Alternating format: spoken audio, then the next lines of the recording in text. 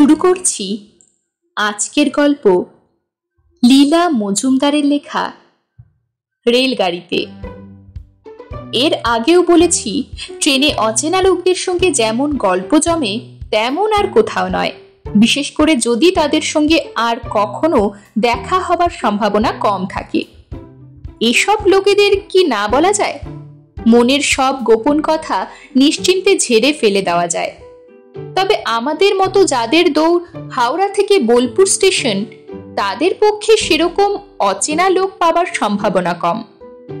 তবু তাই বা মন্দ কি? গত বছর একটা কামরায় উঠলাম, তার দরজা বন্ধ হয় না।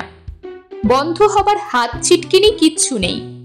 হাতে হাতে জিনিসপত্র নিয়ে তার পাশের গাড়িতে চড়লাম। তার দরজাটা আবার এমনি এঁটে গেল যে খোলাই যায় না। তাছাড়া আলো জ্বলে না, পাখা বন্ধ হয় না। বলিষ্ঠ প্যাটার্নের অল্প বয়সী এক যাত্রী সস্ত্রীক এসে ভদ্রভাবে হাত ডাক করতে লাগলেন, দয়া করে ছিটকিনিটা খুলে দিন।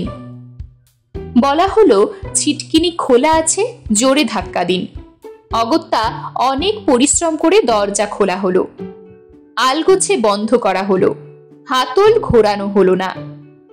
তবু একটা সন্দেহজনক শব্দ হলো। আগন্তুক দুজন বাংলাদেশ থেকে 15 দিনের ভিসা নিয়ে এই প্রথম ভারত দেখতে এসেছেন। দিল্লি রাজস্থান সফর করে আপাতত শান্তিনিকেতনে যাচ্ছেন। আরেকবার ধাক্কাধাক্কি করে দরজা খুলে একজন আধবয়সী ভদ্রলোক ঢুকলেন। তিনি বিশ্বভারতীর বিশিষ্ট অধ্যাপক। একজন চালাক চতুর চেহারার পদাধিকারীও উঠলেন।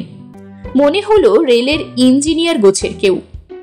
আমাদের অভিযোগ শুনে 12 দরজাটাকে খুলে বন্ধ করে প্রমাণ করে দিলেন ওটি আটকে যাওয়া অসম্ভব। ইনিও এই লাইনে হামেশাই যাওয়া আসা করেন। বলা বাহুল্য, দরজা আর আটকালো না। কুকুর মুগুর চেনে। 8-10 বছরের মেয়ে নিয়ে একজন যুবক উঠলেন। তার মামার বাড়ি শান্তিনিকেতনে। কয়েকজন উৎসাহী ছাত্রগোছের ছোকরা উঠল। তারা গুসকরায় নামবে। এ অঞ্চল তাদের নখদর্পণে। দেখতে দেখতে গল্প জমে উঠল। লুপ লাইনে সর্বদা পুরনো প্রায় অচল গাড়ি দেয়। লুপ লাইনে ঢুকেই গাড়ি আঘাটায় দাঁড়িয়ে গেল। পদাধিকারী বিরক্ত হয়ে নেমে গেলেন। বলে গেলেন, এই ইঞ্জিন আমি হাড়ে হাড়ে চিনি, এর বজ্জাতির শেষ নেই। এবার আমি অবসর নিচ্ছি, তারপর একে কে ঠেকাবে দেখব। শেষটা তার নির্দেশে লাইনের পাশে পড়ে থাকা কাঠের তক্তা ইঞ্জিনের কোনো বিশেষ জায়গায় গুজে দেওয়াতে সে আবার চলতে শুরু করলো। ছোট ছোট কামরা, দরজা খুললেই প্ল্যাটফর্ম। 4 জনের জায়গায় 10 জন যাত্রীকে ঠেসে ঠুসে ঘনিষ্ঠ হয়ে বসতে হলো। 2 জন তো অতি বিপজ্জনকভাবে চায়ের পেয়ালা রাখার নড়বড়ের শেলফ আঁকড়ে পাকড়ে রইল। গল্প জমার এমন ভালো পরিবেশ আর কোথায় পাওয়া যাবে? বাংলাদেশের ছেলে বউকে বিদেশি বললে হাস্যকর ব্যাপার হয়। হালচাল, কাপড় চোপড়, কথাবার্তা আমাদের ঘরের মতো। খালি আগে না বলে বলল জি, এই যে তফাৎ। অধ্যাপক মশাই একজন নামকরা নৃতত্ত্ববিদ। দেশে বিদেশে নানা জায়গায় ঘুরেছেন। এদের কথায় বোঝা গেল দেশ বিদেশ বলে আলাদা দুটো জিনিস নেই। কথায় কথায় বেরিয়ে পড়ল, কামরায় যারা ছিলেন তাদের কারো পৈতৃক বাড়ি ঢাকায়, মামা বাড়ি চাটগাঁয়, কারোর বাড়ি চাটগাঁয়, মামা বাড়ি সিলেটে, কারোর শ্বশুর বাড়ি কুমিল্লায়, থাকেন ঢাকায়।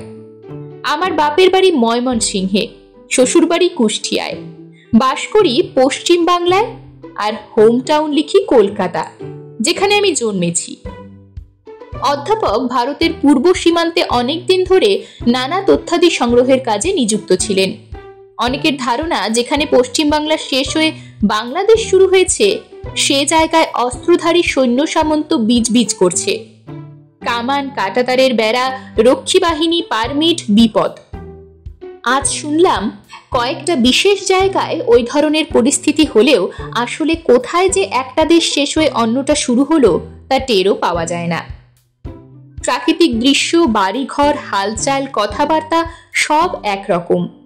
তারা যে কোন দেশের নাগরিক সেটা নিজেদের মনে থাকে কিনা সন্দেহ। কাজের সূত্রে অধ্যাপক মশাইকে ওই রকম এলাকায় যেতে হয়েছে। মুশকিল হলো তথ্যাদি সংগ্রহ করতে হবে, অথচ কোন দেশে যে আছেন তাই বোঝা যাচ্ছে না। তারই মধ্যে শুনলেন যে সম্প্রতি ভাগাভাগি কি ওইরকম কিছু একটা নিয়ে পরিবারের মধ্যে মহা অশান্তির সৃষ্টি হয়েছে। সঙ্গে সঙ্গে শোনা গেল, ডাক মামুকে, মামু এসে ঠিক করে দিয়ে যাক। মামু কোথায়? না ওপারে। এরা জানতে চাইলেন নদী টদি আছে নাকি ওপারে। গ্রামবাসীরা হাসতে লাগলো। না কর্তা, অদ্দূর যেতে হবে না, এই তো এইখানে, সীমান্তটুকুর ওপারে। অধ্যাপক অবাক হলেন। এপারের জমি নিয়ে বিবাদ, তা ওপারের লোক এসে মীমাংসা করে দেবে মানে? গ্রামবাসীরা অবাক হলো। তা দেবে না? 5 পুরুষ ধরে এদের পরিবারের সব সমস্যা ওরা মিটিয়ে দিচ্ছে, এখন আবার কি এমন হলো যে দেবে না? এই তো সীমান্তের ব্যাপার। অধ্যাপককে আরেকজন বললেন, সেখানে ঘেঁষাঘেঁষি কাছাকাছি বাড়িঘর, তারই মধ্যিখান দিয়ে সীমান্ত রেখা টেনে দিয়েছে। চাচা তো চোটে লাল। এ কি, ভাইয়ের বাড়ি পড়লো ও দেশে, আমারটা এ দেশে? ওদের বাড়ি থেকে মরিচ চেয়ে আনতে কি পারমিট নিতে হবে? শেখ বললেন, বউয়ের বাপের বাড়ি ওদিকে পড়েছে, তোমার ভাইয়ের বাড়ির পাশেই, আমাদের বাড়ি এদিকে। কেঁদে কেটে বউয়ের চক্ষু লাল। তার চেয়ে তোমার ভাইকে বলো পোটলা পটলি নিয়ে এখনই চলে আসুক আমাদের বাড়ি, আমরাও ওদের বাড়ি যাই, ব্যাস মিটে গেল। এক কোকড়াচুল যুবক বললে, শুধু দেশ কেন, ভাষার কথাই ধরুন না, কোনটি দেশি কোনটি বিদেশি কথা তার কিছু কি ঠিক আছে? বারাসাতের দিকে পথের ধারে চায়ের দোকানে চা খাবো, জিজ্ঞেস করলাম, ভার ছাড়া পেয়ালা পিরিচ নেই? তা এক মস্তান বসেছিলেন, তিনি দাঁত খিচিয়ে উঠলেন, অত ইংরেজি বিদ্যে জাহির করতে হবে না মশাই, পেয়ালা পিরিচ কেন, সোজা বাংলায় কাপ ডিশ বলতে বুঝি অপমান লাগে? অধ্যাপকেরও ওই রকম অভিজ্ঞতা। পশ্চিমের কোন শহরে রিকশায় উঠে বসলেন, সচিবালয়। রিকশাওয়ালা রেগে উঠল, ইংরেজি বাদ ছোড় দিজিয়ে, ওসব দিন চুকে গেছে, যেতে চান তো সিধা হিন্দি বলুন। অধ্যাপক বুদ্ধি করে বললেন, সেক্রেটারিয়েট। রিকশাওয়ালা খুশি হয়ে তাকে সচিবালয়ে নিয়ে গেল। বোলপুর স্টেশনে যখন সবাই মিলে নামলাম, তখন কার দেশ কোথায় তাই নিয়ে সকলেরই একটু গোলমাল লাগছিল। আমার মামা বাড়ি আবার ফরিদপুরে, সেখানে বাংলাদেশের ছেলেটির মামা বাড়ি। এরকমই আরো সব গল্প পেতে চ্যানেলটিকে সাবস্ক্রাইব করে দেবেন, আর গল্পটি যদি ভালো লেগে থাকে তাহলে লাইক, শেয়ার আর কমেন্ট করে দেবেন।